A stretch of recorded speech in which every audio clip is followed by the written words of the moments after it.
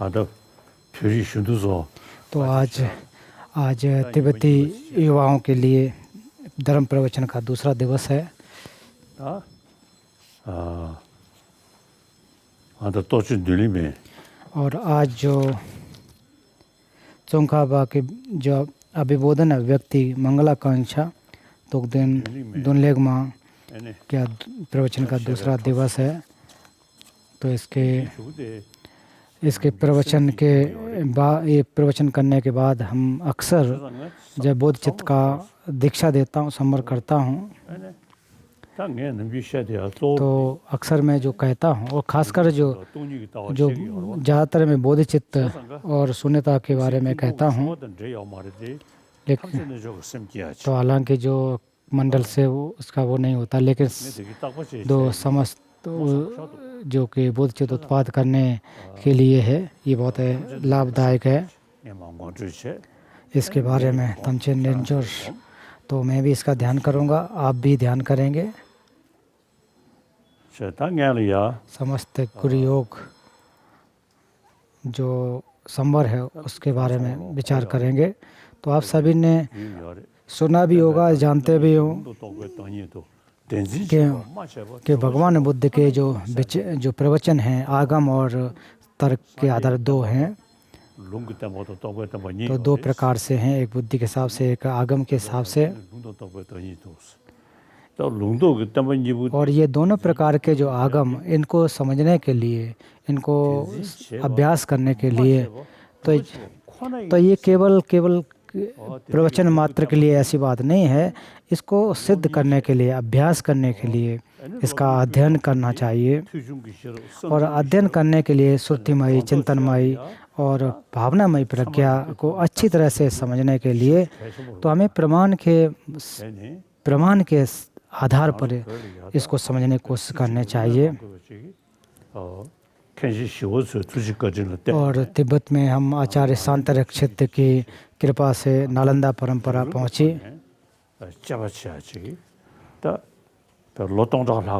और हम लोग इसके तर्क के माध्यम से, बुद्धिवृत्ति के माध्यम से अभ्यास करते आए हैं। ऐसे अभ्यास करते हुए हजारों वर्ष हो चुके हैं।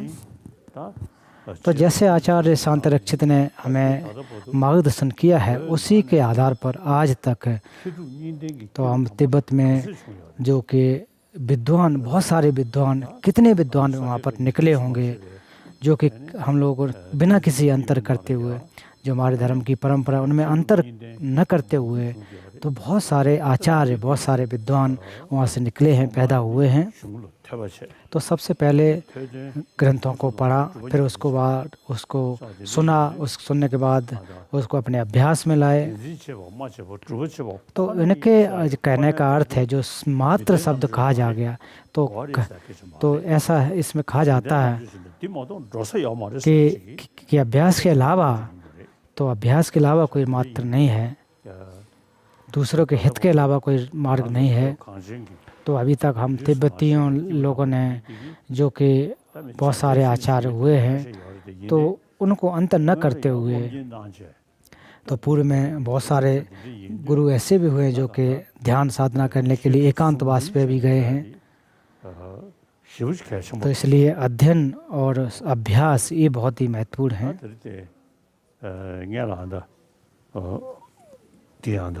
तो आज जो कल का, जहाँ पर ये आयोधन नामक जो ग्रंथ है वो बचा हुआ था, आगे इसका प्रारंभ होगा। इसके अध्याय 3 से आगे प्रारंभ किया जाएगा। तो अभी तीसरा अध्याय है।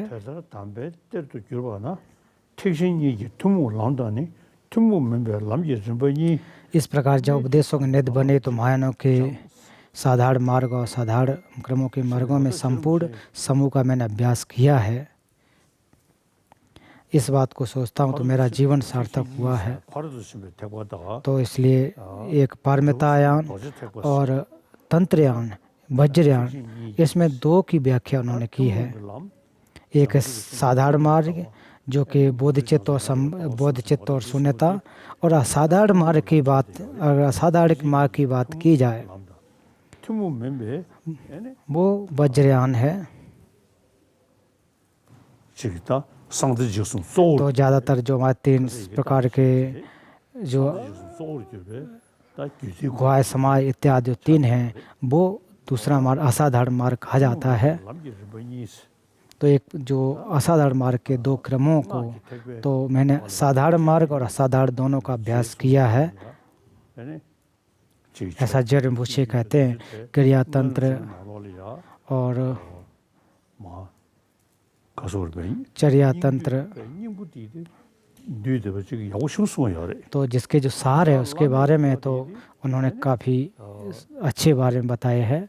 라면 지도 तो इसके अलावा जो गुरु योग 올 자잖아. और ग्वाय समाज में अगर देखें, ग्वाय समाज में अगर देखें 지금 남샤를 배 तो 남샤 उसके अलग अलग जो व्याख्याएं हैं, अलग अलग क्रम होते हैं। 학을 저거를 내고 और ख़ास करके जो हमारे जो संपन्न के जो क्रम हैं 중화사죠. उसमें 뭐지 나오래셔. और इसके क्रम बड़े ही अच्छे हैं, बहुत ही स्पष्ट हैं। 아니 대다서 님부 뒤셔버지기 중화 단소셔니. तो झंगमा देंसो 저기 जेम्स कोरांगे और जेरिम्बुशे उन्होंने किस प्रकार से अभ्यास किया, किस प्रकार से उन्होंने परीक्षण किया, फिर उसके बाद अपने चित्त में उसको धारण किया और उनका किस प्रकार से जो उनकी प्रज्ञा का उत्पाद हुआ, ये स्पष्ट है।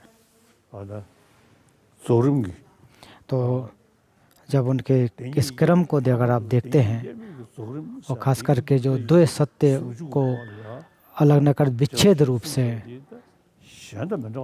और ये उनके जो व्याख्या है जेरिम्बुशे की जो व्याख्या दूसरों से हट करके है, जहाँ तक प्रवासवर की बातें हों अगिलो और बाहरी तौर पर आंतरिक तौर पर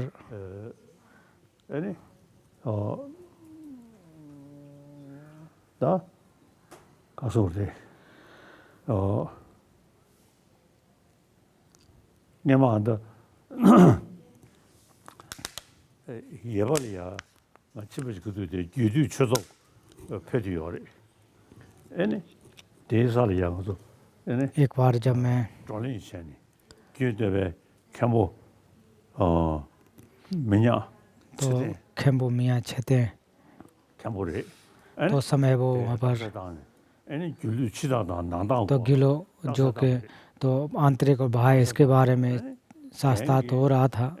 차라니 जुलू छिदा तो आचार्य जो थे तो गिलू छिता तो उनके जो विद्वान हैं उनके अलग अलग व्याख्या करने के तरीके होते हैं। जुलू 담에 거도로 이게 zgu 셰셰 에네 छिदा다 नांदा 에네 그 거리네 그 거도 때지 연구를 했어요. तो छिता नाता जो कि जो सो का वो ये जो भी है स्पष्ट रूप से आएंगे। तो उन्होंने मियाँ जो कैसे थे खेम्बो थे उन्होंने इसकी व्याख्या बड़े ही अच्छी तरह से व्याख्या की है। तो हमारे जो जुलू야 당야 생각들이 십십사오시도가 तो इनके जो व्याख्या हैं ये बहुत ही गंभीर होते हैं कि किस प्रकार से जो कि प्रवासवर और उनके जो क्रम है, जो प्रज्ञा हैं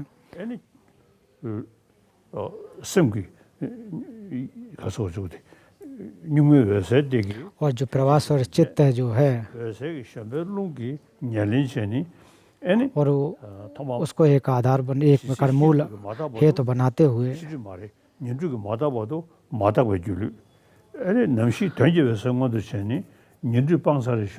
और जब हम जो हमारे क्रेस और जो गेय आवरण जब नष्ट हो जाते हैं उस समय जो प्रवासवरता पैदा होती है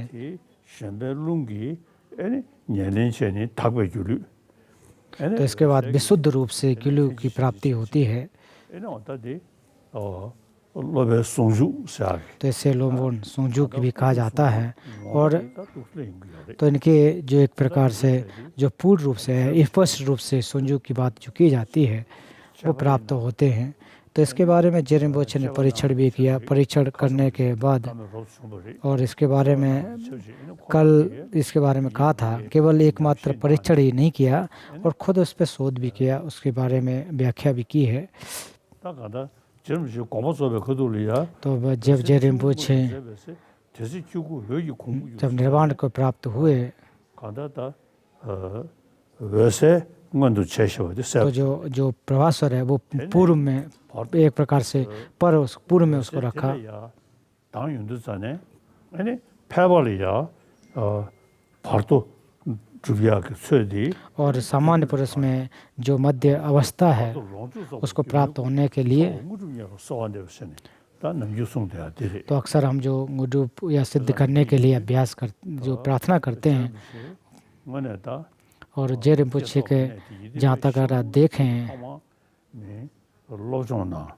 उन्होंने अध्ययन किया उसके बाद उसका अभ्यास किया चिंतन किया और किस प्रकार से अपने चित्त में अपने अभ्यास में वो ला सकते थे उसका अभ्यास उन्होंने किया।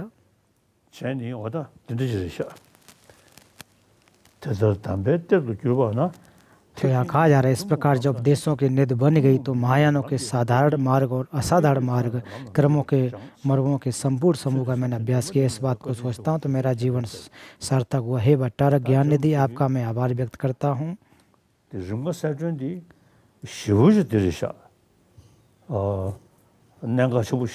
रिमगा सेन ये तो बहुत ही महत्वपूर्ण है तो कभी कभी हमें पढ़ना चाहिए।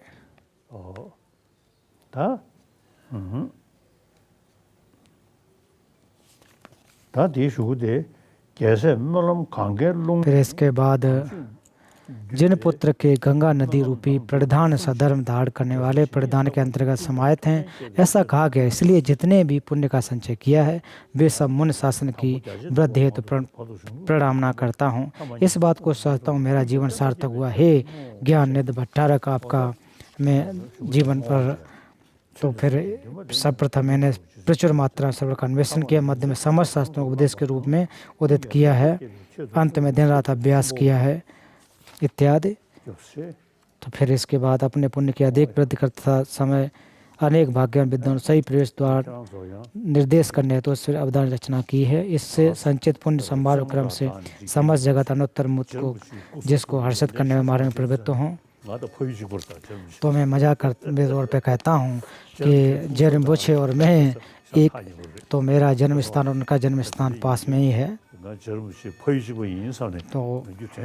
तो मैं अक्सर कहता हूँ कि मैं उनके प्रदेश का हूँ, उनके जहाँ पर उनका निवास स्थान वहाँ से मैं हूँ। तो इसमें कहा गया कि असावधानी रचना बहुश्रमत पूर्व प्रांत के विश्व चौंका श्री महापर्वत तुषित विजय द्वीप पर की। इसके लिपकार 4 ग्रंथों के मर्म रिंचन फल श्री हैं। इस रचना द्वारा बुद्ध शासन सभी दिशाओं तथा सभी कालों में प्रसार वृद्ध हो।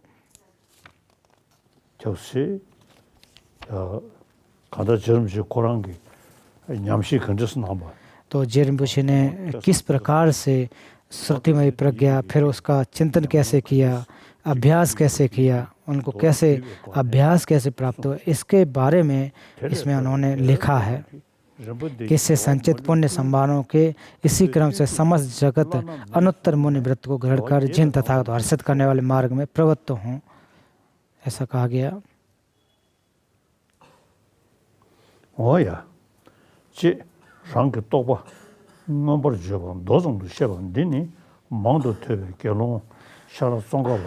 तो इस अवधान की रचना बहुश्रुत पूर्व प्रांत के विश्व चौंखाबा ने श्री महापर्वत तुषित विजय द्वीप पर की। इसके लिए लिपकार 4 ग्रंथों के मर्ग रिंचन पैल रत्नश्री हैं। इस रचना के द्वारा बुद्ध शासन का सभी दिशाओं तथा सभी कालों में प्रसार एवं वृद्धि हो। तो भगवान बुद्ध को अगर आप देखें एक प्रकार से तो अपने क्रियाओं को लीलाओं करने के बाद अंत में निर्वाण को प्राप्त हुए। तो उस समय जो श्रावक लोग थे, जो श्रद्धालु थे, उनको समस्त मार्ग का समस्त जो तौर तरीके उनको बताया। उस समय भारत के जो नागार्जुन और उनके शिष्य इत्यादि। तो मैं अक्सर जो 17 विद्वानों की जो बात कहता हूँ तो उनके बारे में अगर आप देखें तो उनके हालांकि आशीर्वाद की बात करें तो वो हमें प्राप्त तो होती है। तो भगवान बुद्ध ने निर्वाण को प्राप्त हुए, वो भी एक प्रकार से उन्होंने लीला दिखाई, ऐसा कहा जाता है, ऐसे मान्यता है। तो उसी प्रकार से तो जेरिम्पोछे भी निर्वाण को प्राप्त हुए 가다 진주 그 두절이야. और फिर उनके जो शिष्य थे और जो उनके अनुयायी थे तो उनके लिए उन्होंने 18 ग्रंथों की रचना की। शे시 무슨 소리? एक प्रकार से एक 말하는 लोगों के मार्गदर्शन के रूप में है। 다국대지. तो हम लोग ने उसको एक प्रकार से रक्षण किया, उनको उनके ग्रंथों का रख रखाव किया, अध्ययन अध्यापन किया। तो लमरी में बृहदमार जो संक्षेप दो हैं, एक बृहद रूप से संक्षेप रूप से, 중간세든 तो फिर जोरे रेंगा सेडुन। 남셰도 뜻을제디 다 가다 슝그 조리. तो ये जो ग्रंथों के प्रमुख ग्रंथ हैं इनको बार बार हमें पढ़ना चाहिए, अभ्यास करना चाहिए। 텐제대가 나리야. फिर जेरिम्पोछे के प्रति समुद्पाद स्तुति, उसमें 슝디 조는 것도 तो ये नागार्जुन के ग्रंथों में ये बहुत ही जो कि महत्वपूर्ण है। 싸우시라고 선배. नागार्जुन ग्रंथों को जेरिम्पोछे महत्वपूर्ण मानते थे, 전부 닦고 하시죠. तो इसलिए जो हमें जो निरंतरता से इसका अध्ययन करना चाहिए, ये बहुत ही महत्वपूर्ण है। फिर उसके बाद जो कि चंद्र कीर्ति उनके माध्यमिक, उनके द्वारा रचित माध्यमिक अवतरण और माध्यमिक अवतरण की वृत्ति अर्थात टीका, प्रश्नपाद, ये बहुत ही महत्वपूर्ण है, इनका हमें अध्ययन करना चाहिए। तो मैं हर रोज़, लगभग हर रोज़ जो अवतरण, माध्यमिक वृत्ति अपने कुर्सी, अपनी मेज़ पर रखता हूँ और समय जैसे हमें समय मिलता है उसको मैं पढ़ता हूँ। ये बहुत ही महत्वपूर्ण है।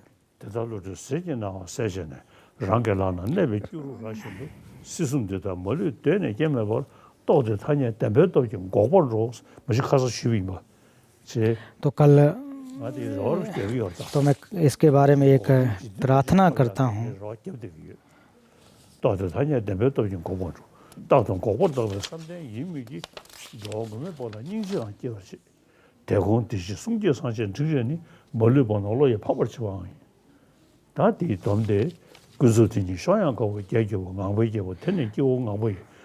तो इसमें अंत में कहा जाता है, समृद्ध और परमार रूपी विशाल एवं विकसित शुद्ध शुभ्र पंखों वाला विनय जन रूपी हंसों द्वारा सामने किया गया वह हंसराज छठी भूमिका बोधसत जो शुभ पवन वेग के बल से जिन बुद्धिकुड़ों के बाले समुद्र पर शीघ्र गमन करता है।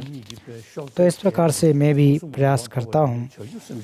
तो जो भी हमें प्राप्त हो, तो इसके अलावा कहा जाता है कि जब तक आकाश स्थित रहेगा तब तक मैं भी रह कर के उन जीवधारियों के दुखों को नष्ट करूं और त्रिकाय की जो भूमि प्राप्ति हो, तो ये जो भी है बुद्धत्व की प्राप्ति हो, त्रिकाय की प्राप्ति हो, इस परहित के लिए है। इस सारे का उद्देश्य परहित के लिए होता है। तो इसके अलावा कुछ और कार्य नहीं है कि हम बुद्धत्व की प्राप्ति करें, बोध सत्व की प्राप्ति करें। तो परहित के अलावा इसका दूसरा मार्ग नहीं है। तो इसलिए बोधचर्या अवतार में कहा जाता है कि जब तक आकाश स्थित है, जब तक जीवधारी है, तब तक मैं भी रह कर के उनका हित करूं। अक्सर हम प्रार्थनाएं करते हैं।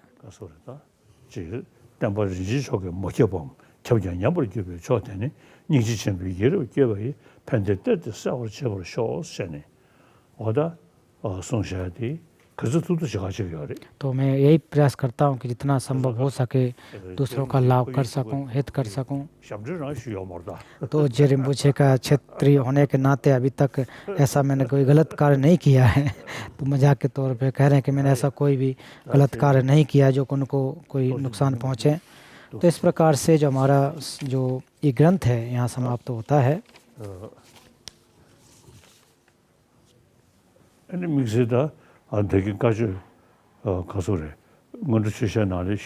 तो हालांकि पूर्व में जब इसके एक प्रकार के परिचय के रूप में कहा था, तो उस समय भी कहा था कि जितने भी जीवधारी हैं, तो वो सभी जो भी जीवधारी हैं यही चाहते हैं कि उनको दुख न मिले, सुख मिले। ये सभी लोगों में ये कामना होती है। सबके अंदर एक प्रकार से सुख दुख की भावना होती है। एक छोटे से छोटे जीव में भी इस प्रकार की भावना रहती है कि उनको कोई भी दुख न मिले, सुख मिले। तो इसलिए जब हमें ये मानव शरीर प्राप्त हो गया है तो हमें सोच विचार करना चाहिए। हमें अपने के जो दुख हैं उसके हेतु किस प्रकार से आते हैं और जो सुख हैं वो कैसे प्राप्त होंगे, इनके बारे में हमें ध्यान देना चाहिए। और हमारे पास अगर प्रज्ञा है, ज्ञान है, तो हमें सोच विचार करना चाहिए। तो दुखों के जो हेतु हैं, तो दुखों के हेतु को कम करना चाहिए और सुखों के जो हेतु हैं, जो मूल हैं, उनको बढ़ाने की कोशिश करनी चाहिए।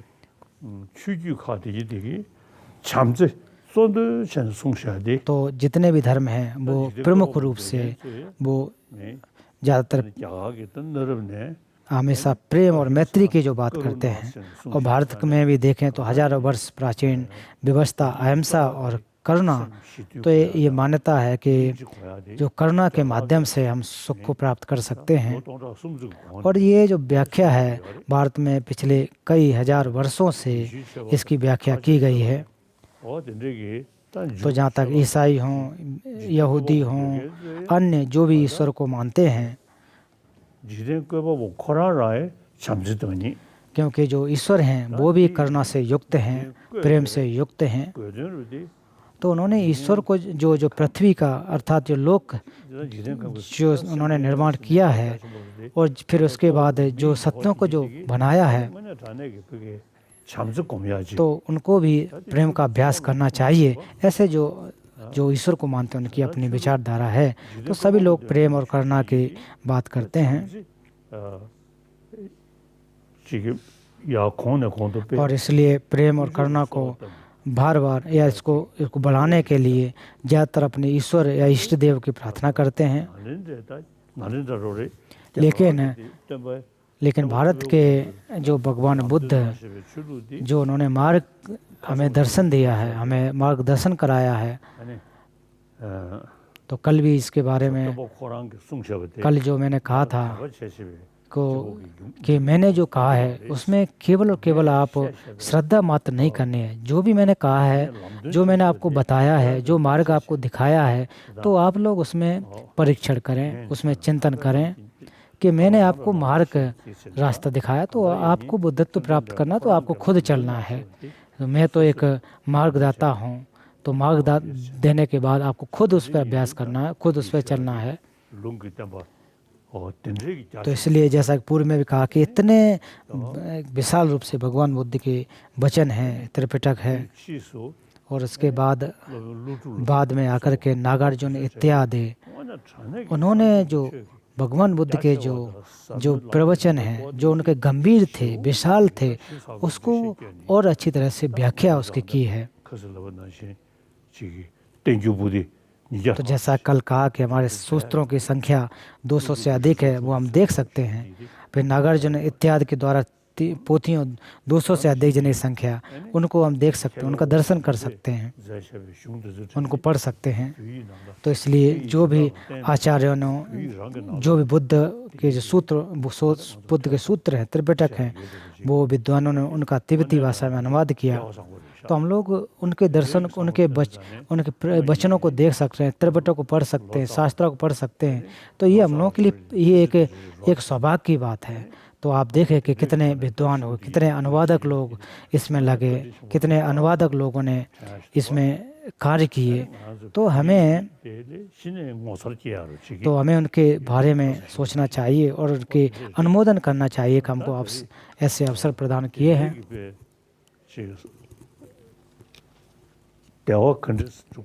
तो किस प्रकार से हमें पुण्य का संचय करना है और जो सुख को प्राप्त करने के लिए बाधाओं को कैसे नष्ट करना है। तो भगवान बुद्ध के जो दर्शन बहुत ही विशाल हैं, गंभीर हैं। तो दूसरे धर्मों में कहते हैं कि किसी को नुकसान नहीं पहुंचाना है, करुणा का अभ्यास करना है। लेकिन जो मनोविज्ञान के साथ किस प्रकार मनोविज्ञान को साथ जोड़ करके किस प्रकार के अपने चित्त को समझना है, किस प्रकार को हमें दुखों से मुक्ति पाने है, तो ये बुद्ध शासन के अलावा दूसरे में नहीं देखने को नहीं मिलते हैं। 빈루 주든체니 और नागार्जुन केवेशुने मातु और फिर 예르버티다 इन और 17 जो विद्वान हैं तो उन्होंने बड़ी अच्छी तरह से व्याख्या की है। फिर क्रम से तिब्बत में ये फैला, फिर तिब्बती विद्वानों ने भी सुभाषित वचनों की रचना की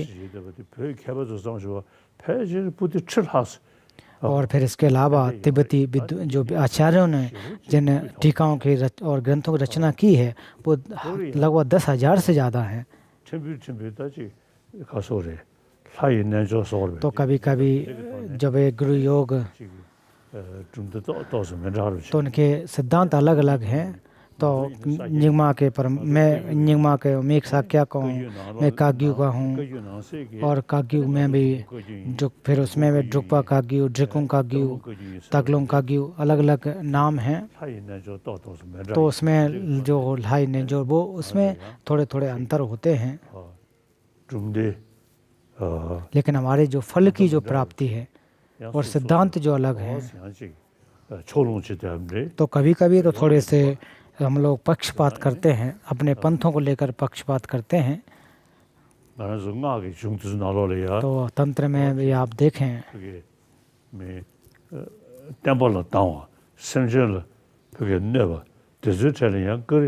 कभी कभी जो इस जो जीवधारी उनके प्रति हमें करुणा रूपे देखना चाहिए।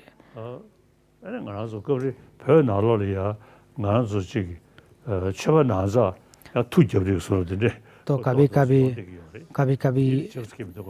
एक दूसरे के प्रति आरोप जैसे भी लगते हैं तो वो ठीक नहीं है होते हैं, कभी कभी आते हैं ऐसी बातें। तो हमें जो बोधचर्या बता रहे इस ग्रंथ को अच्छे से पढ़ना चाहिए। तो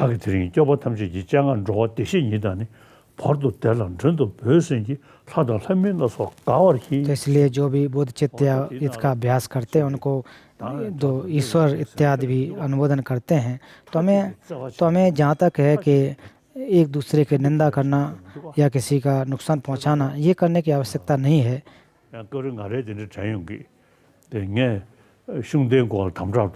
तो मैं भी शुरुआत में जो सुक्तेन है उसके बारे में मैं थोड़ा सा कठोर रूप अपनाया था।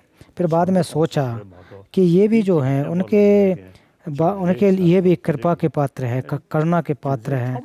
तो इनको जो शासन को नुकसान पहुंचाते हैं तो इनके बारे में ज़्यादा नुकसान नहीं पहुंचाना चाहिए। फिर बाद में मैंने सोचा कि उन लोगों से अगर मैं दूर रहूं, उनको ज़्यादा ही एक प्रकार से उनके प्रति सख्त रुख अपनाऊं तो वो ठीक नहीं होता है।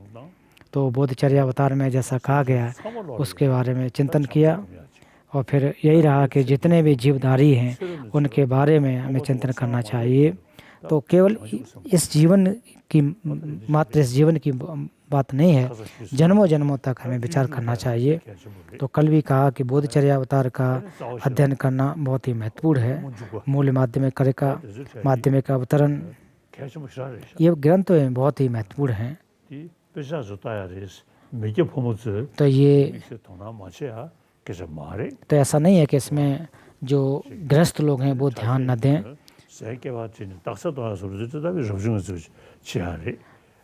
तो जो आता के शास्त्रार्थ इत्यादि जो करते हैं तो ज़्यादातर तो भिक्षु करते हैं, लेकिन जहाँ तक ग्रंथों को पढ़ने की बात है वो गृहस्थ हों चाहे भिक्षु हों, सभी को अध्ययन करना चाहिए।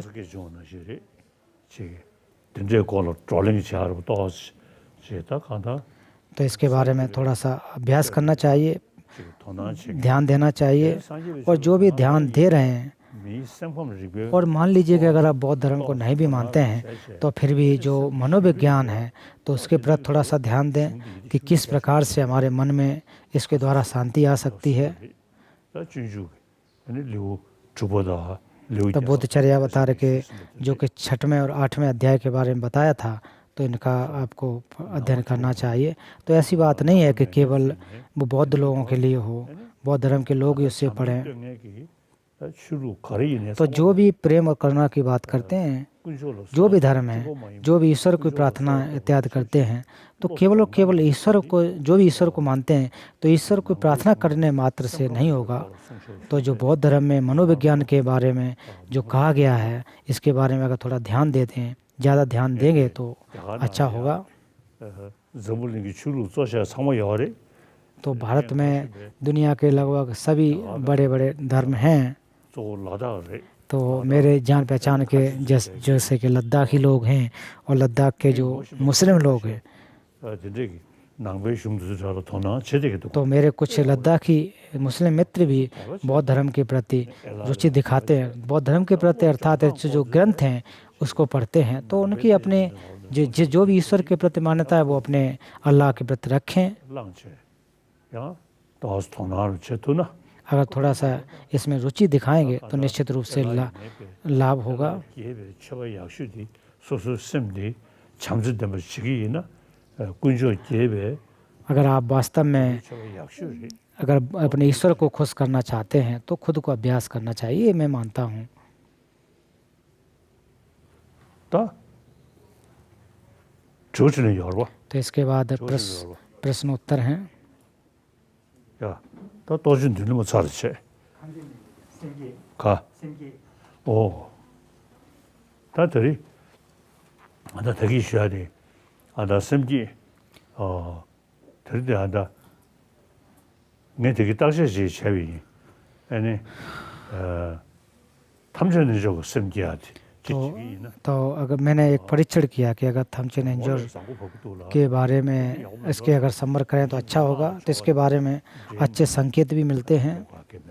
तो तंत्र के साथ जोड़ करके जो अनुष्ठान करने की हमको तो नहीं लग रही आवश्यकता है। तो मेरा जो अभ्यास का मूल है वो बोध चित्त और शून्यता है। तो मेरे जो धर्म के मित्र हैं, कल्याण मित्र हैं, तो आप लोग जो बोध चित्त और शून्यता का अभ्यास जितना हो सके उतना करना चाहिए। तो आज थमचेन एंजर के जो बोध चित्त का अभ्यास करेंगे। तो इसके जो मूल हैं, जो स्रोत हैं, वो तंत्र से आते हैं। तो तागुण इत्यादि पूर्व में करने के बाद, तैयारी इत्यादि पूर्व में की जाती है। उसके बाद बोध चित्त और शून्यता का अभ्यास ये महत्वपूर्ण है। इसका अभ्यास अगर करेंगे तो इसमें कोई बुराई नहीं है।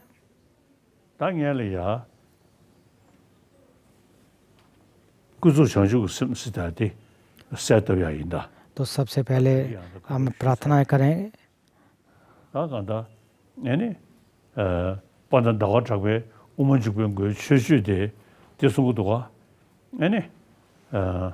तो चंद्र कीर्ति के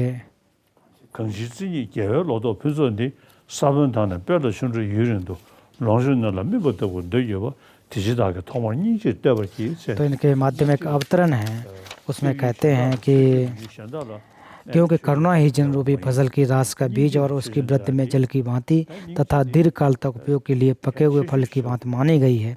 इस कारण मैंने सर्वप्रथम करुणा की प्रशंसा की है। तो करुणा का अभ्यास जो बहुत ही महत्वपूर्ण है, अगर करुणा के आधार बनाकर के अभ्यास करते हैं तो निश्चित रूप से बुद्धत्व की प्राप्ति का हेतु बनेगा। तो इसलिए अगर करुणा का अगर अभ्यास नहीं करते हैं तो आप कितना भी रिद्धि इत्यादि क्यों न जान जाएं तो उससे बहुत ज़्यादा लाभ नहीं होगा। तो सबसे पहले हम करुणा का अभ्यास करेंगे।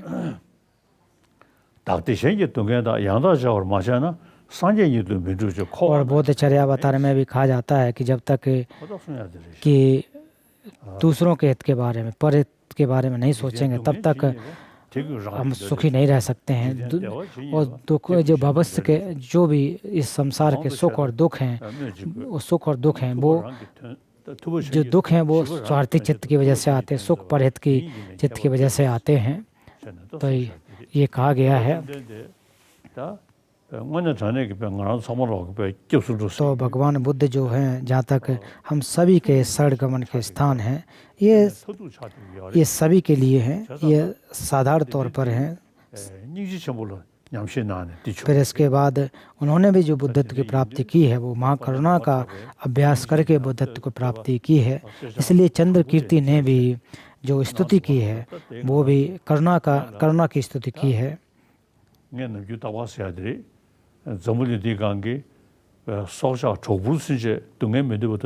और मैंने पहले भी कहा कि इस दुनिया के जो भी जीवधारी हैं वो दुख नहीं चाहते हैं, सुख चाहते हैं। 지 통주 और इस पृथ्वी पर लगभग 7 अरब के आसपास लोग हैं। मिलियन 그 생활 천본딩 मिलियन 주 제가 가다 빌린 단 빌린 집에는 빌린 된지식 다 가다 예제부터 이제 상월로기 등에 미드부터 대원도 तो 버셨다 7 अरब के आसपास जो भी मनुष्य जीवधारी हैं, वो कोई भी नहीं चाहता है कि उनको दुख मिले। इसके अलावा भी बहुत सारे जीवधारी, छोटे मोटे कीड़े मकोड़े, वो कोई नहीं चाहता है कि उनको दुख मिले। तो इसलिए फिर भी हमें एक प्रकार से अपने चित्त को, अपना जो कि परहित के बारे में अगर हम नहीं सोचते वो ठीक नहीं होता है। तो इसलिए अगर वास्तव में अगर आप दूसरों के बारे में सोचते हैं तो आप एक मनुष्य जीवन जो आपने प्राप्त किया है वो सिद्ध होता है। और अगर जीवन को सार्थक बनाना है या सार्थक बनाना चाहते हैं तो उसके लिए हम सभी लोगों के प्रति करुणा रखें, एक दूसरे की मदद करें, एक दूसरे का हित करें। तो इसमें कोई जो परजन्म और पूर्वजन्म की बात नहीं कर रहे हैं, बुद्धत्व की बात नहीं कह रहे हैं। तो चाहे धर्म को माने या न माने, हम सभी लोगों को एक दूसरे की मदद करना चाहिए, प्रेम करना चाहिए। इसको हम कर सकते हैं, इसको सिद्ध कर सकते हैं, इसको हम प्राप्त कर सकते हैं, हमारे बस में है। और इस प्रकार की हमें शिक्षाएं देनी चाहिए। और विश्व में जो शांति है वो स्थापित, परमार्थ जो परम सिद्धि है उसको हम कर सकते हैं। हमारे पास ऐसे हमारे बस में है, हमारे हाथ में है। और वैज्ञानिक लोग भी जो मनोविज्ञान के बारे में आज बहुत सारी चीज़ों को जानते हैं, उनके बारे में मान्यता रखते हैं। तो पूर्व में तो वैज्ञानिक लोग ज़्यादातर भौतिक विकास के बारे में ध्यान देते थे, लेकिन आज के समय में ऐसा हुआ कि वो आंतरिक जो शांति है, मन की शांति कैसे आ सकती है उसके बारे में भी विचार कर रहे हैं, उसका भी अभ्यास कर रहे हैं। और कोशिश यही है कि परहित के विचार जो चित्त है उसको बढ़ा सकें और इसके माध्यम से विश्व में शांति स्थापित हो सकती है।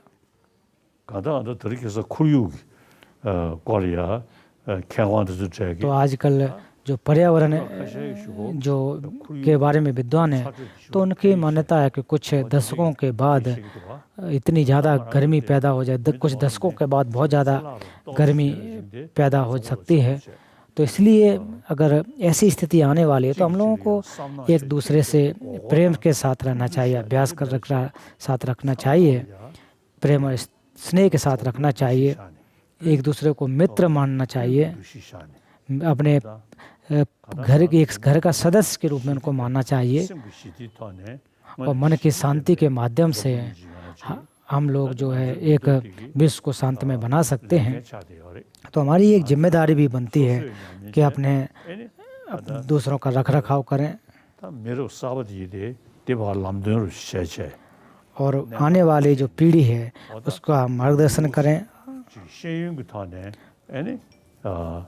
और ज्ञान के माध्यम से जो हमारे किस प्रकार से हम प्रेम और करुणा मैत्री का अभ्यास कर रहे हैं, ये हमें बच्चों में सिखाने चाहिए, आने वाली पीढ़ी में बताना चाहिए। तो ऐसा नहीं है कि इसके लिए आपको धार्मिक बनना चाहिए, बुद्धिस्ट बनना चाहिए, ऐसी बात नहीं कह रहा हूँ। चाहे आप बौद्ध हों या न हों, किसी धर्म को मानते हो या न मानते हों, लेकिन फिर भी जो हमारे प्रेम और करुणा अच्छे अगर व्यक्ति बनते हैं वो ज़्यादा महत्वपूर्ण होती है। और ऐसे समाज को बनाना हम लोगों की जिम्मेदारी है। अच्छे समाज की स्थापना करना हम लोग की एक नैतिक जिम्मेदारी भी बनती है।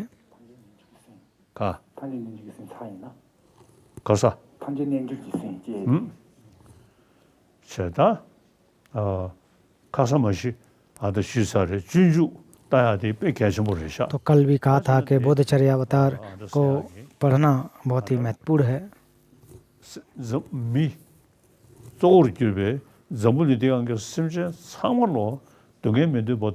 और मनुष्य के साथ साथ इस दुनिया में जितने भी जीवधारी हैं वो वही चाहते हैं उनको सुख की प्राप्ति हो, दुख न मिले।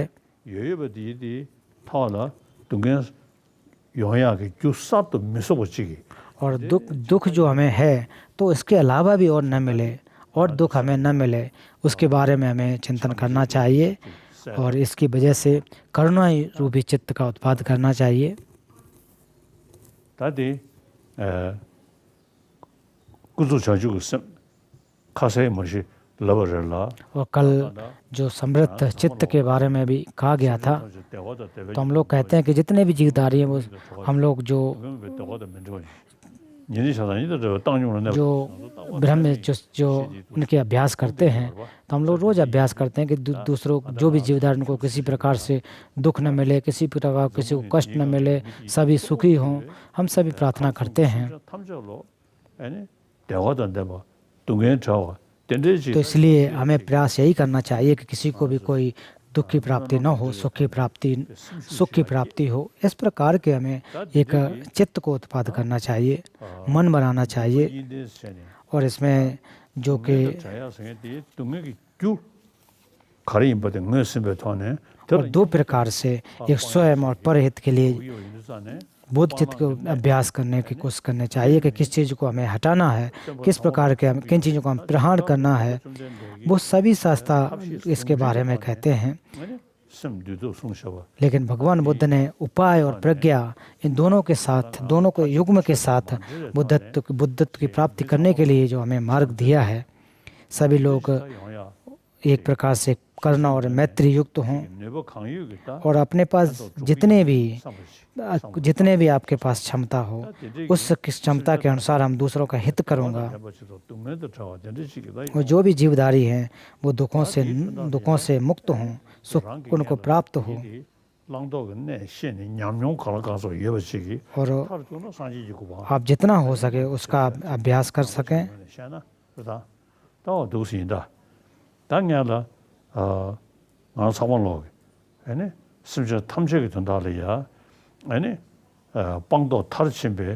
और हम समस्त जीवों के लिए, सभी जीवों के हित के लिए मैं बुद्धत्व की प्राप्ति करूँगा।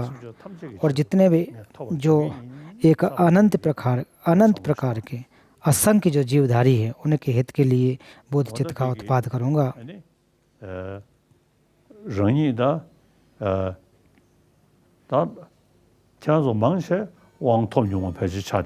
तो ज़्यादातर तो लोगों ने अवश्य को प्राप्त किया होगा, जैसे कि अवलोकितेश्वर के आप उनकी प्रार्थना करना चाहिए और आप अवलोकितेश्वर के और ये विचार करें कि समस्त जीवों के हित के लिए मैं बुद्धत्व की प्राप्ति करूँगा, बुद्ध चित्त के उत्पाद करूँगा। और ये फिर माने कि जिस प्रकार से मेरी जो सोच है उसी प्रकार से मेरा चित्त भी परिवर्तित हो गया है। तो फिर इसके बाद परमार्थ बुद्ध चित्त का अभ्यास, परमार्थ बुद्ध चित्त का अभ्यास के समय शून्यता का अभ्यास करना।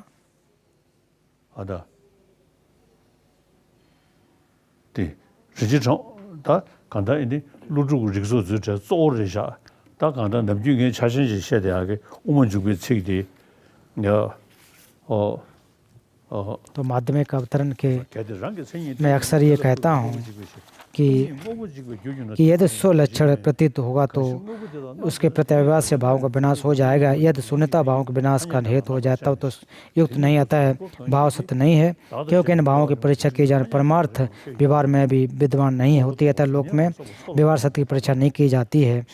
तत्व की अवस्था में जिस युक्त से स्वतः परत एवं उत्पाद युक्त संग नहीं है, उस युक्त से व्यवहार में भी युक्त संग नहीं होता है। तुम्हारा उत्पाद कैसे होगा? शास्त्र में विचार कोई बात के रूप से नहीं किया गया, फिर तो विमुक्त होने के तत्व की देशना की गई है। तो इसमें जो भी कहे गए है कि जो हमारे जो भी चीज़ें हैं वो नाम मात्र से आरोपित होती हैं, और जिन चीज़ों को भी हम देखते हैं तो जब इनको हम परीक्षण करते हैं, जब परीक्षण के माध्यम से अगर देखें तो वो स्वभाव से सिद्ध नहीं है। वो ऐसा नहीं है कि वो चीज़ नहीं, एक दूसरे का लाभ हानि उससे होता है।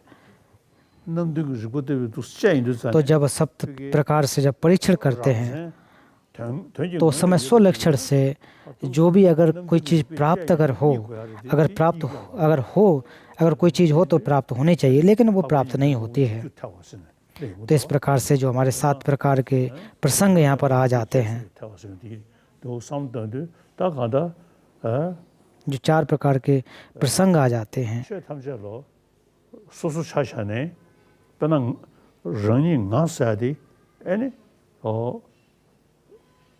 데 풍문 풍부 레시면 자시르고 이게 जैसे कि व्यवहार, सत्य, युक्त द्वारा परीक्षा कर प्रसंग, परमार्थ उत्पत्ति करने से न कर्मण प्रसंग, तो फिर उसके बाद मूल माध्यमिक करिका के में कहा गया कि स्कंद के और आत्मा के बारे में कहे जाते हैं कि आत्मा से स्पष्ट कि आत्मा कहाँ है। तो जैसे फिर मैं इसको अपने साथ जोड़ता हूँ कि मैं जो स्कंद जो है, मैं वो मैं नहीं, आत्मा नहीं है, तो मेरे काय है ना कि मैं हूँ, ना कि आत्मा हूँ। 시 뜨버 매딩이 지기 랑 가서 그 랑자고 전에 맞지 요 말에 तो स्वतंत्र रूप से आत्मा या मैं कोई सिद्ध नहीं होते हैं, और मेरे जो काय और चित्त हैं, तो इसकी वजह से मुझे सुख दुख या अनुभूति होती है।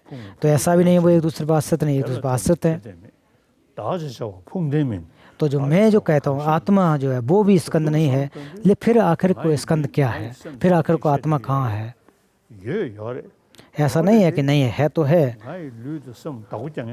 लेकिन मैं मेरे काय और मेरे चित्त को एक प्रकार से इस पर अधिकार करने वाले जो मैं है वो कोई स्वभाव से सिद्ध नहीं होते हैं।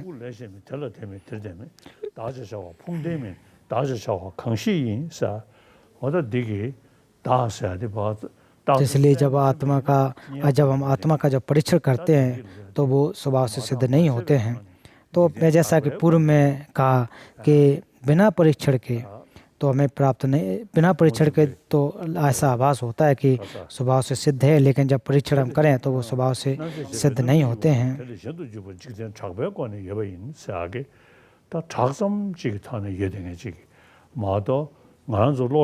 वो केवल लौकिक व्यवहार के रूप में होते हैं।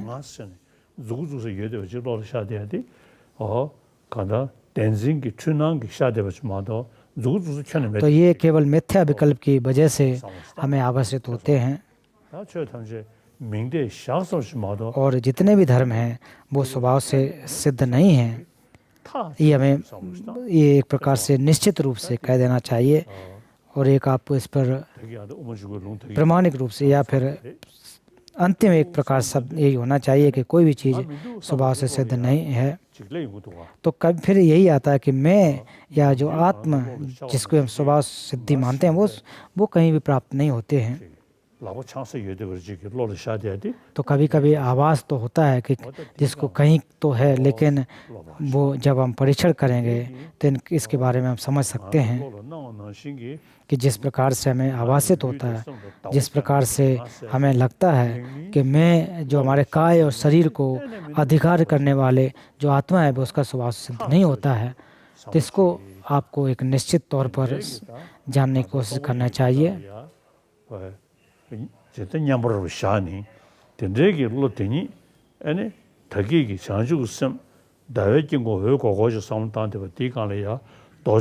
तो बोध चित्त जब के बारे में जब देखें तो एक श्वेत जो चित्त जो एक प्रकाश के रूप में है वो भी एक हमारे वज्र के रूप में स्थिर है, ऐसे विचार करना चाहिए।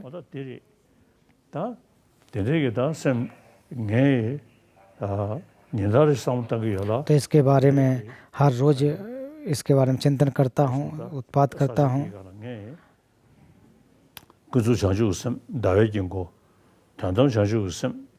तो परमार्थ जो चित्त, तो हालांकि जो परमार्थ जो एक पूर्ण रूप से तो नहीं हुआ है, लेकिन फिर भी उसको एक मान करके और नज़दीक मानते हुए कि इसके अलावा और दूसरा रास्ता नहीं, इसको हमें प्राप्त करना ही है।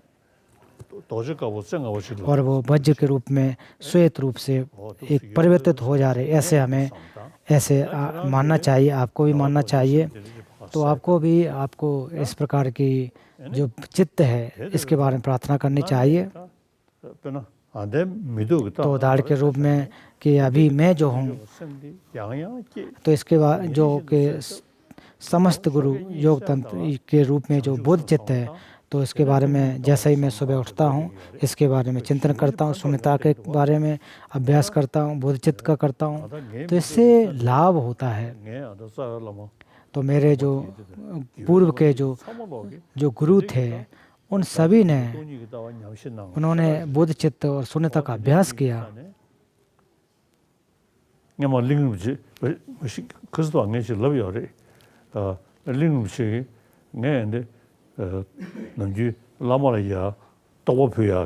तो लिंग रिम्पोछे को उस समय एक जब उनको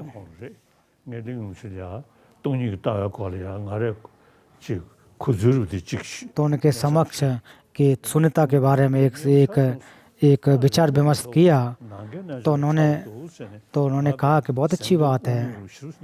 तो उन्होंने कहा बहुत अच्छी बात है कि जितना हो सके करना चाहिए। फिर उसके बाद हमारे मन में और एक प्रकार तो उत्साह हुआ और फिर यही प्रयास किया कि मैं शून्यता को प्राप्त कर सकूं। तो शून्यता के बारे में तो मैं बहुत ज़्यादा विचार करता हूँ, बोधचित्त के बारे में बहुत ज़्यादा विचार करता हूँ। तो इसलिए तो आपको भी उसी प्रकार से बार बार इसका चिंतन करके बार बार इसका अभ्यास करना चाहिए। और जो मार्ग के क्रम है वो पूर्वोत्तर बढ़ते रहें, उत्तरोत्तर बढ़ते रहें।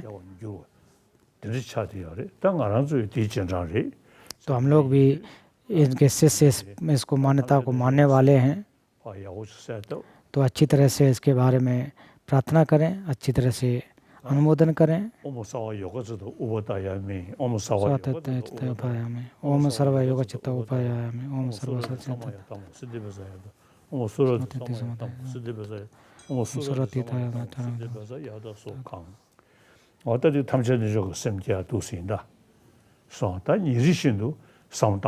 तो इसके बारे में हर रोज़ अभ्यास करना चाहिए। तो ऐसा नहीं है कि रोज़ के निश्चित रूप से जो तंत्र के कुछ अधिष्ठान वो करने पड़े, इसकी आवश्यकता नहीं है। और जितना हो सके शून्यता के बारे में अगर चिंतन करते हैं, दिन प्रतिदिन इसका अगर अभ्यास करते हैं, उसका उत्पाद करने की कोशिश करते हैं, तो बहुत अच्छा हो सकता है।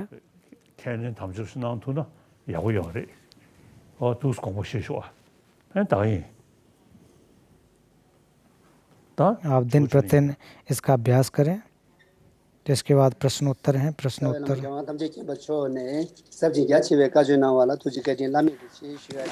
तो परम पावा जी ने जो प्रवचन दिया उसके लिए बहुत बहुत धन्यवाद। तो पहला जो प्रश्न है कि बेंगलोर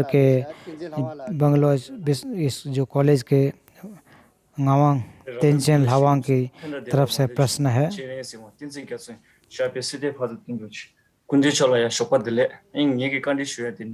तो मेरा प्रश्न है कि दूसरों जो लोग बुरे कर्म करते हैं, जो मेरे प्रति नुकसान पहुंचाते हैं, तो उनके प्रति हम धैर्य का अभ्यास या शांति का अभ्यास कैसे कर सकते हैं? तो जब अन्य व्यक्ति जब आपको नुकसान कोई पहुंचाता है, तो उस समय आपको करुणा का उत्पाद करना चाहिए, उसके प्रति करुणा का उत्पाद करना चाहिए। क्योंकि जो व्यक्ति है वो भी हमारी तरफ सुख चाहता है, दुख नहीं चाहता है, लेकिन फिर भी वो दूसरों को बेवकूफ़ बनाना, पागल बनाना इत्यादि कार्य करते हैं। तो वो ऐसा जो व्यक्ति है वो एक प्रकार से बुराइयों में पड़े होकर के ऐसे कार्य करते हैं। तो उसको हमें करुणा उत्पन्न करना चाहिए। उदाहरण के रूप में कि जैसे कि चीनी सरकार है, तिब्बती लोगों के लिए बहुत सारे एक प्रकार से नुकसान पहुंचाते हैं, दमन करते हैं। तो ऐसे लोगों पर भी हमें करुणा करनी चाहिए। करुणा के पात्र हैं ये। और बोधचर्या अवतार में भी कहा गया कि जो हमारे जो शत्रु हैं वो एक कल्याण मित्र के रूप में मानना चाहिए। क्योंकि अगर ऐसा कहा गया है कि जो हमारे एक शत्रु हैं उसको एक आधार बनाकर हम करुणा का अभ्यास कर सकते हैं।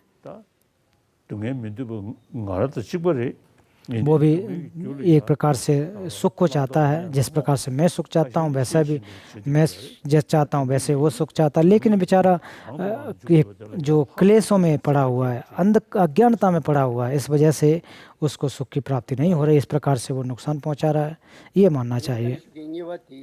다스민지 토로기 치멜라몰라리 तो ये अगला प्रश्न धर्मशाला मेंसी खान से हैं, मेडिकल के स्टूडेंट हैं, छिमे लामो।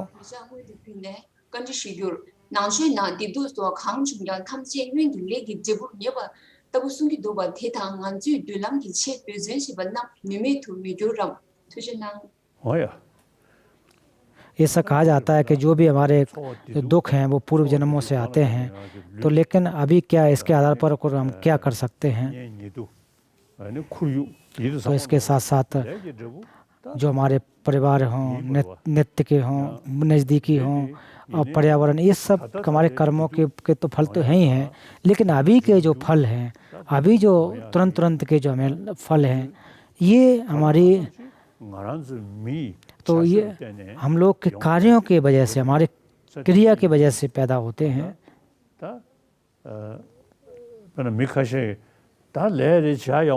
तो कोई अगर कुछ लोग ऐसा कहें कि अरे ये तो कर्म है, कुछ नहीं कर सकते हैं, तो इतने ज़्यादा हमें वो नहीं करना चाहिए, छोड़ नहीं देना चाहिए। तो जो भी कर्म है उनको भी अच्छे से देखना चाहिए। तो तिब्बत की बात देखें तो तिब्बत में बहुत सारे परेशानियाँ हुई, तो फिर भी ऐसा तो नहीं हम कहें हाँ हमारा कर्म है इसलिए उसको उस बात को छोड़ ही दें, फिर भी हम कोशिश करते हैं कि इसको प्राप्त करने के लिए, इनको मुसीबतों को नष्ट करने के लिए हम कोशिश कर सकें। इसलिए सुख की प्राप्ति करने के लिए और दुख को हटाने के लिए हमें प्रयास करना चाहिए।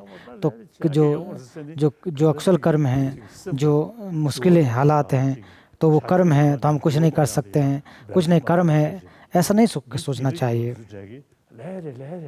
लोग ऐसे ही कहते हैं कर्म है, हमारे पूर्व कर्म है, कर्म ऐसे कहते जाएं तो ठीक नहीं होता है वो। तो ऐसी बात नहीं है, हमें उनके बारे में अच्छे सोचना चाहिए। लद्दाख के प्रश्न तेंजिन लोगतों जो 10वीं क्लास के छात्र हैं,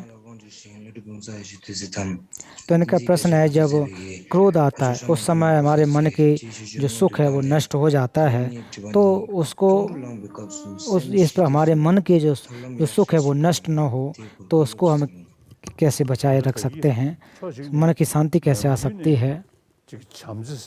तो अभी पूर्व में जैसा कि मैंने कहा कि बार बार हमें करुणा रूपी चित्त के बारे में चिंतन करना चाहिए, करुणा के अभ्यास करना चाहिए।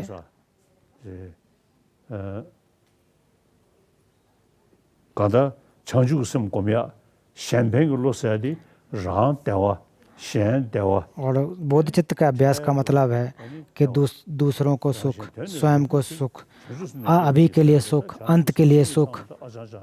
तो बोध चित्त के उत्पाद का भी अर्थ है कि स्वयं और परहित के लिए सुख होना चाहिए। तो बोध चित्त का अगर अभ्यास करोगे तो स्वयं को सुख की प्राप्ति होगी और आसपास के पड़ोस के मित्रों को भी सुख को प्राप्त होगा।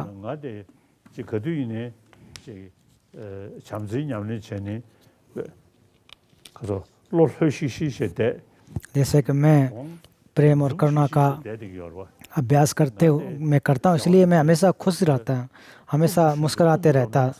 तो ऐसा तो नहीं करता कि मैं क्रोधित होकर के रहूँ। तो क्रोधित होकर रहूँगा तो हमारे आसपास के लोग भी परेशान होंगे, हम जो पर्यावरण है, वायुमंडल भी दूषित होगा। तो अगर क्रोध करोगे तो आपको सुख नहीं मिलेगा, आपके मित्रों को भी सुख नहीं मिलेगा। इसलिए कहा गया स्वयं और परहित का चाहते हैं तो उसके लिए बोध चित्त का उत्पाद करना चाहिए। और अभी के लिए आप जो आपका काय के सुख चाहते हैं, मानसिक सुख चाहते हैं, तो भी बोध चित्त का अभ्यास करना चाहिए। और अगर मान लीजिए किसी को मानसिक बहुत ज़्यादा परेशानियाँ, तो अगर धीरे धीरे अगर आप मन को शुद्ध करना करोगे तो आपको सुख की प्राप्ति होगी।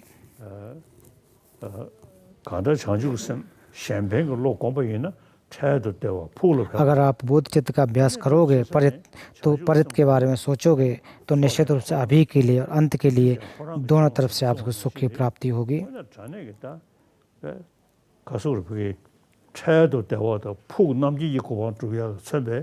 तो ऐसे नहीं है तो अगर आप अंत में चाहो तो इसके माध्यम से आपको बुद्धत्व की प्राप्ति भी हो सकेगी, लेकिन उससे महत्वपूर्ण है कि किस प्रकार से आप एक अच्छे व्यक्ति बने, अपने मन को अच्छा कैसे रखें। और मन में हमेशा जो विचलन जो पैदा होता है तो उस समय विचार करना चाहिए कि जो क्रोध से क्या हानियाँ होती हैं, प्रेम से क्या लाभ होता है।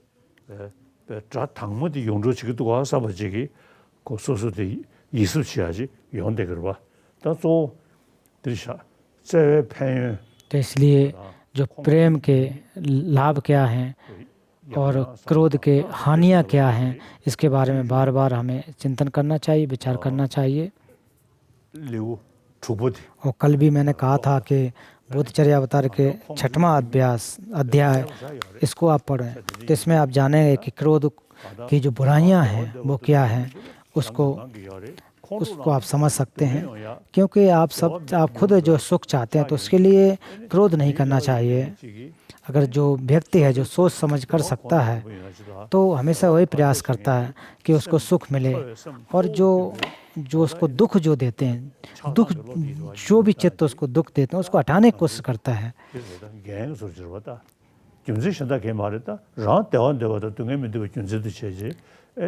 तो यही कारण होता है कि हमारा उद्देश्य है कि हमें सुख मिले, दुख न मिले। तो दुख के जो कारण हैं उनको कम करो और सुख के कारण उनको बढ़ाना चाहिए।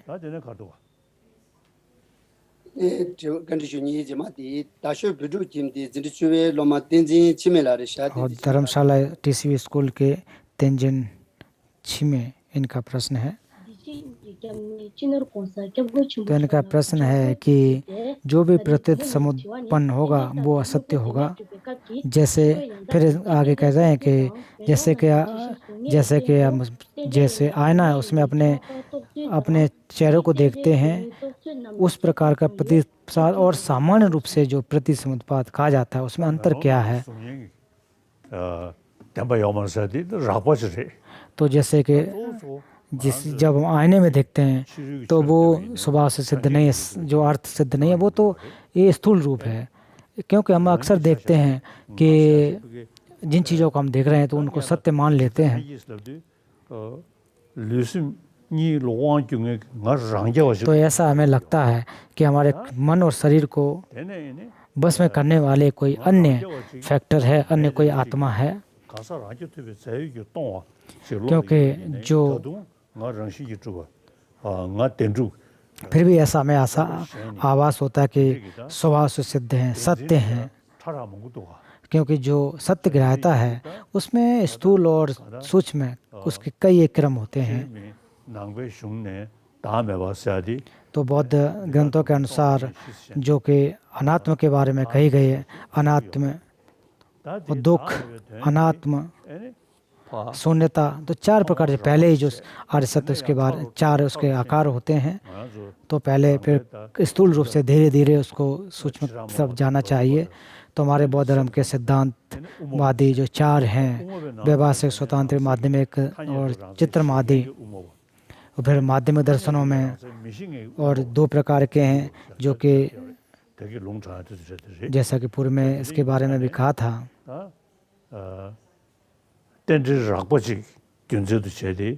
और जो प्रतीत समुत्पाद जो कि स्थूल रूप से, फिर जो कि स्वभाव सिद्ध ने उसको स्वभाव से जो सिद्ध ने उसको स्थूल रूप से पहले समझना चाहिए।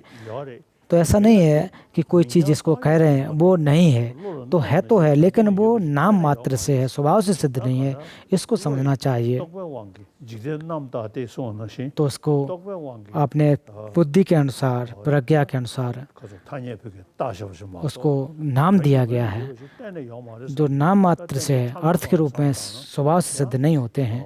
तो अगर प्रति समुत्पाद सूक्ष्म जो उसके बारे में माने गए तो सत्य के बारे में हम समझ सकते हैं। तो प्रति समुत्पाद में स्थूल और सूक्ष्म कई एक क्रम होते हैं। इसलिए जो माध्यमिक दर्शन है उसको हमें पढ़ना चाहिए।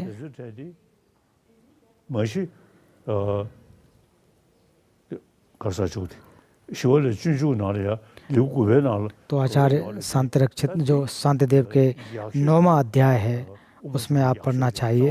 और इसको जानने के लिए जो माध्यमिक अवतरण, शतक, मूल माध्यमिक कड़िका ये बहुत महत्वपूर्ण है। फिर जे रिम्पोछे के ठंगे लेक्सिंगबो और फिर लमरिम,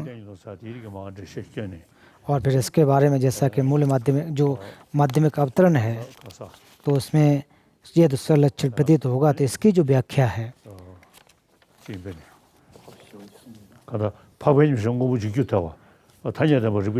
तो जो 4 प्रकार के प्रसंग हैं तो प्रसंगों के बारे में कहा गया।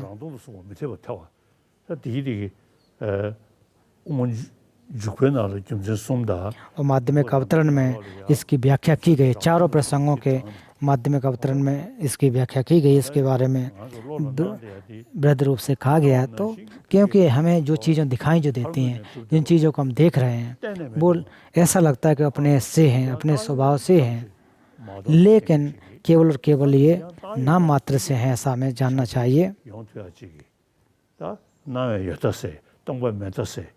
तो इसमें 2 प्रकार के उच्छेद जो होते हैं उनको नष्ट किया जाता है। तो ऐसा नहीं है कि बहुत आप आसानी से समझ जाएं, तुरंत जानना है तो संभव नहीं होता है। तो पहले आप श्रुतिमयी प्रज्ञा का उत्पाद करें, फिर चिंतनमयी, भावनामयी प्रज्ञा, इनको आप अभ्यास करें।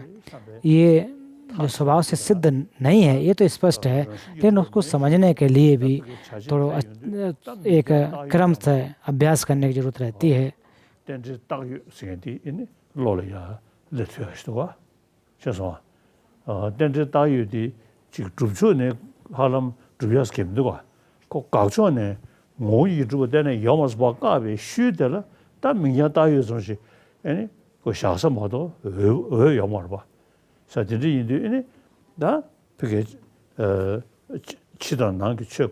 तो इसलिए आंतरिक उपाय जो भी धर्म हैं वो नाम मात्र से हैं, इस प्रकार से समझना चाहिए।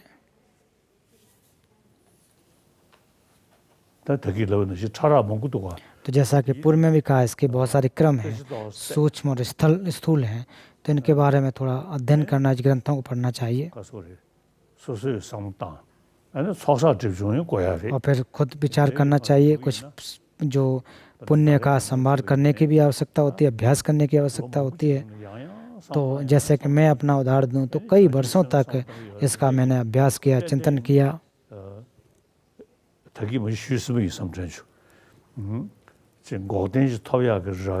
तो मेरा जो एक उद्देश्य है कि निरोध सत्य को प्राप्त कर सकूं।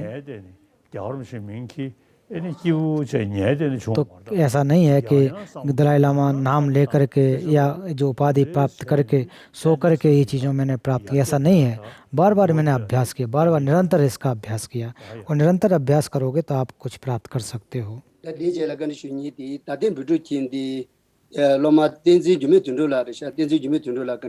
तो अपर टीसीवी के तेंजिन गिरमे दोनरुप। तो आज मेरा प्रश्न है कि जो माँ करुणा और बोध चित्त में अंतर क्या है, तो इनको किस प्रकार से अभ्यास करना चाहिए।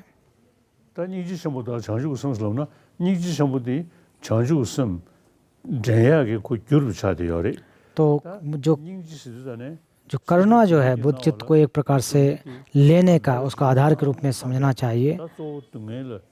और करुणा के रूप में यही आता है कि केवल दुख से नष्ट हो जाएं। और फिर जैसे जैसे जैसे आत्मबल पैदा होता है तो दुख से नष्ट हो जाऊं, ये तो सभी श्रावकों में भी देखने को होता है। तो इसलिए इसके साथ साथ बोध चित्त की जो आवश्यकता है वो पर है तो स्वयं है, दोनों के लिए होते हैं। और दूसरों के दुख जो हैं उनको समस्त दुखों से नष्ट, जो सभी दुखों से बचाऊंगा। तो अभी तो मेरे पास वो बल नहीं है, लेकिन आने वाले समय में इसका मैं पालन करूंगा। उदाहरण के रूप में पहले तो सक्ष मार्ग में, जैसे संमार्ग मार्ग में थोड़ा सा ज्ञान हमें प्राप्त हो तो उस समय हम जितना हो सके लोगों का हित करें। फिर जब उसका दर्शन मार्ग जब में प्राप्त हो सकता है, प्राप्त जब हो जाता है, तो उस समय जो शून्यता को प्रत्यक्ष रूप से अपने अनुभव के माध्यम से समझ सकते हैं। दूसरों को मदद कर सकते हैं। 도시에는 사람 줘야 지기 지성 수수 지기 사람고 또뭐 거는 और जितना ज़्यादा आपको मार्ग में आप प्रवेश होते जाएंगे उतने ज़्यादा आप परिहित कर सकते हो, उतना ज़्यादा आप लाभ दे सकते हो। तो करुणा का अर्थ यही होता है कि दुखों से मुक्त हों, फिर इसके बाद दुखों प्राणियों को मैं दुख से बचाऊं। तो इसके लिए बुद्ध चित्त जो दो अर्थों के लिए होते हैं, दो हित के लिए होते हैं, स्वयं और पर, इन दोनों को 남진 턴이기에는 샘든지기 에네 레용기열이 창축사 창사디 견지를 타다 तो जहाँ तक छंग अर्थात नष्ट करना, उनको बुराइयों को, उनके 녀부 템베 जिसके नुकसान किया उसको आधार बना करके क्लेश इत्यादि को नष्ट करना। 에네 녀무베 집에 샤샤베 시제 집어 시제시바로 버도 집에 और क्लेशों को नष्ट करने के, क्लेश आवरण को नष्ट करने के बाद गे आवरण को जैसे ही आप नष्ट करेंगे वैसे ही आप समस्त चीज़ों को जान सकें, बुद्धत्व को समझ पा सकते हैं। जो भी बुराइयां हैं उनको नष्ट करें 연애 이렇게 타다 और जितने भी ज्ञान की चीज़ें, गुण की चीज़ें, उनको आप अपने अंदर धारण करें। तो बोध चित्त का यही अर्थ होता है। 다 된지기다 남진 에네 주저를 그게 샤네 땅에 디 और सर्वज्ञता को एक सिद्धि प्राप्त करूंगा, इसको आधार बनाना चाहिए। 진짜 토벌 저 삼월지기 다 야야 삼단 इसके बारे में बार बार आप प्रयास करें, बार बार चिंतन करें। 자주 웃음 계약이 규조들이 다 닝 और बोध चित्त जो करना है वो बोध चित्त को पैदा करने का एक आधार के रूप में होता है। 로데기도 와 어디도 싫으셔 네, 고바부기 부짐럽제 로마 진주니 베켄다 딘지 드말라르샤 딘지 드말라기 간슈나 गोपालपुर स्कूल के बच्चे के द्वारा प्रश्न है,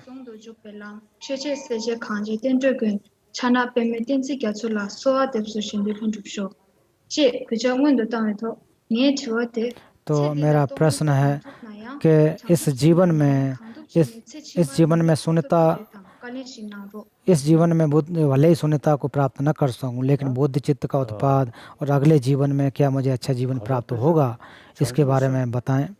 땅 아주 남기 자신 주기 तो बुद्ध चित्त के बारे में जैसे चुग्यू, समय चुग्यू, 에네 쟤네 에네 가서 쟤네 어디 된지기 다 간다 기버 도스도 용기열이 तो इनके क्रम होते हैं। 윤제 명한 되면권에 लेकिन फिर भी जो सप्ताह 딜레 हेतु तरीके से बोध चित्त का उत्पाद किया जाता है। उसके अलावा भी आत्म परावर्तन तरीका जो है वो बोधचर्या अवतार में जो कहा गया है वो बहुत ही अच्छा है। इसके माध्यम से बोध चित्त उत्पाद करना चाहिए। 약수디 진주 더 안다 공주님이 삼단이 류주부디체 तो इसलिए जो क्रोध की बुराइयां हैं वो छठवां अध्याय और स्वार्थी चित्त की हानियां, परहित के लाभ, ये 8वें अध्याय है, उसमें पढ़ना चाहिए, इससे लाभ होगा। 아니 이다르시 어다 다드신 되게 롱장살 말베 다드신 있던 거다 해다 저거 마셨나 상진이 좀 메르지 코아나야 때와메 세네 다 송샤들이 수수든다 삼담 तो पूर्व में जैसा कहा कि आप अपने बारे में केवल आप सोचेंगे तो फिर लाभ नहीं होगा। तो बोध चित्त का अगर आप अभ्यास करेंगे तो वो बहुत ही अच्छा होता है। और दूसरों का हित अगर करना चाहते हैं तो बोध चित्त के अभ्यास करने से संभव होगा। 가서 그렇게 야야 삼담이 저는 쌤그 띵네 어떤 거는 전에게 소수 तो बार बार चिंतन करें। अगर अपना हित चाहते हैं तो इसके बोध चित्त के अभ्यास से प्राप्त होता है। दूसरों का अभ्यास हित करना चाहते हैं वो भी बोध चित्त के अभ्यास से संभव होता है। तो इसलिए इतना अभ्यास करना चाहिए कि यहाँ तक कि आप सपने में भी बोध चित्त का अभ्यास करने में सक्षम हों। और यही कोशिश होती रहनी चाहिए कि मैं बोध चित्त का अभ्यास करूँगा। आत्मबल आपके अंदर होना चाहिए, आत्मबल पैदा रखना चाहिए। जैसा कि बोध चित्त है जो उत्पाद हो जाए, उत्पाद हो न हुआ तो और हो, और एक बार जो हो चुका है वो नष्ट न हो। तो इसलिए इन चीज़ों को समझने के लिए आपको बोधचर्या अवतार का अध्ययन करना चाहिए।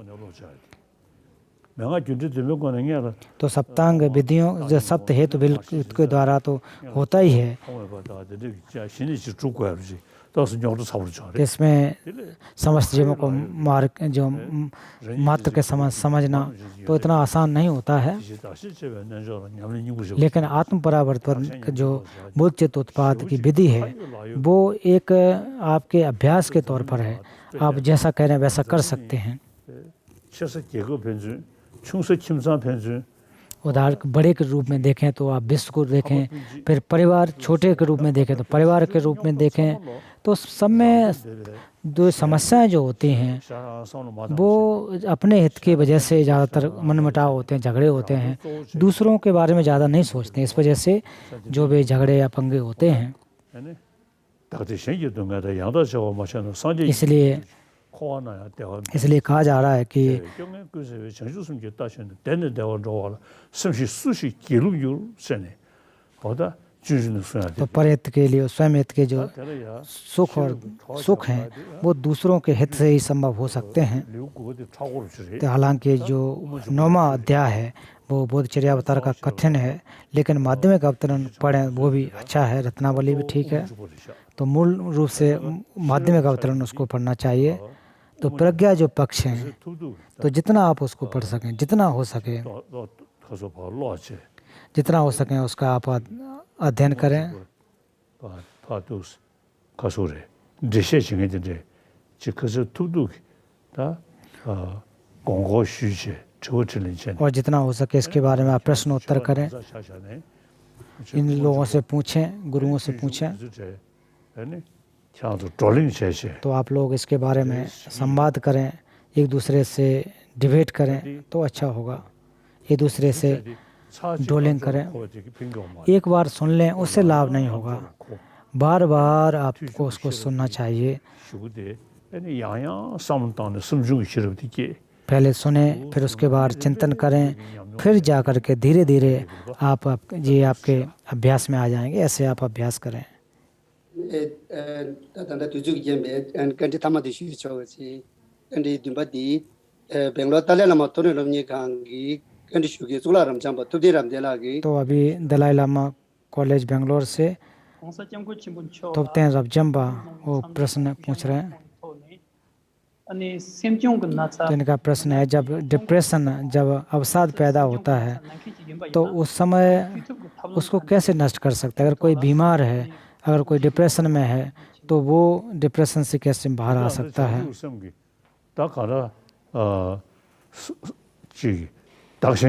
तो इसलिए इसको तो आप बोध चित्त के अभ्यास के माध्यम से प्राप्त कर सकते हैं। जितना ज़्यादा आपके बोध चित्त का अभ्यास होगा, तो इसलिए अगर आप हतोत्साहित होकर के बैठ जाएं, चिंतित होकर के बैठें तो लाभ नहीं होगा। तो इसलिए आप बृहद रूप से सोचें, थोड़ा सा अच्छे से सोचें। तो जो डिप्रेशन में, अवसाद में जो रहते हैं वो अपने आप के बारे में सोचते रहते हैं, बहुत ज़्यादा अपने को निम्न रख लेते हैं। इसकी वजह से होता है, संकुचित विचारधारा की वजह से दुखी होते हैं। तो यही कोशिश करनी चाहिए कि हमें जो कि बड़ी सोच रखें, बड़ी सोच रखते हैं तो उससे आपके अंदर जो डिप्रेशन है वो नहीं आएगा। और स्वार्थी चित्त के रूप में बने रहें, अपने बारे में सोचते रहें तो इससे डिप्रेशन या अवसाद पैदा होता है।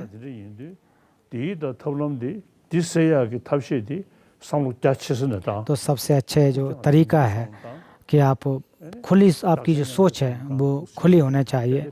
आत्म परावर्तन का जो अभ्यास है उसका करना चाहिए। तो जिचेना ताता जुदो केवाती तुजि चिशि जेरिन दिन जाने। तो इसके बाद में और इसके बाद धन्यवाद ज्ञापन टीसीबी के डायरेक्टर सुल्चिम दोरजे देव की तरफ से प्रश्न, एक धन्यवाद ज्ञापन।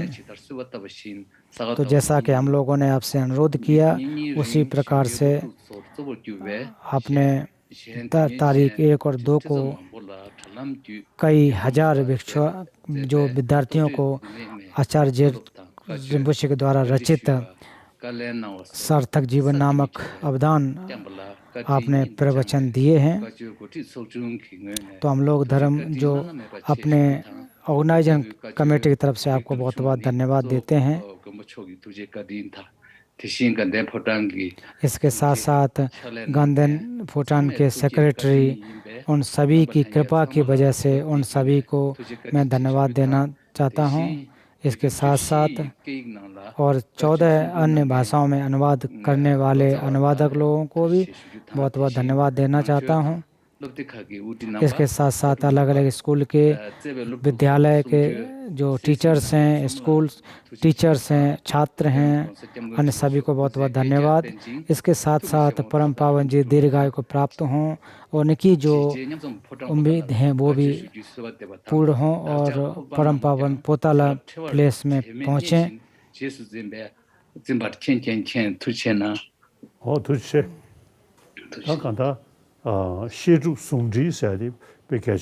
तो इसलिए जो भी आप सीख रहे हैं उसको अभ्यास करें, वो ज़्यादा महत्वपूर्ण है।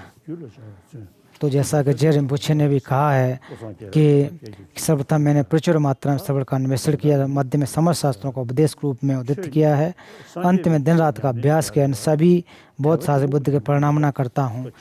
तो केवल और केवल पढ़ लेने से उससे लाभ नहीं होगा। तो पढ़ने के बाद उसको चिंतन करना चाहिए। बौद्ध होने के नाते आपको जानना चाहिए, श्रवण करना चाहिए, चिंतन करना चाहिए, अभ्यास करना चाहिए।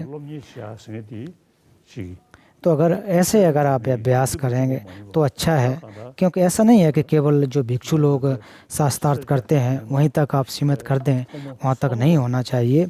तो हमारे भिक्षु भिक्षुणी उपासक उपासिकाएँ उन सभी को बौद्ध धर्म का अध्ययन करना चाहिए। केवल आप श्रद्धा अनुयायी बन रहे हैं तो वो केवल पर्याप्त नहीं हो सकते हैं। तो इसलिए हमें अध्ययन और अध्यापन अभ्यास इन सभी का करने की आवश्यकता है। और आप जो बौद्ध लोगों के मध्य में आप वार्तालाप करें, और इसके साथ साथ जो बोधचर्या अवतार के बारे में कहा तो वो भी बच्चों को बताना चाहिए। जो उपासक उपासिकाएं हैं उनको इसका अध्ययन करना चाहिए और समय समय पर इनको पढ़ना चाहिए। और एक आपस में जब इसका वार्ता करते हैं, चर्चा करते हैं तो अच्छी बात है। और आजकल तो बड़ा आसान है, आप इंटरनेट के माध्यम से भी कर सकते हैं।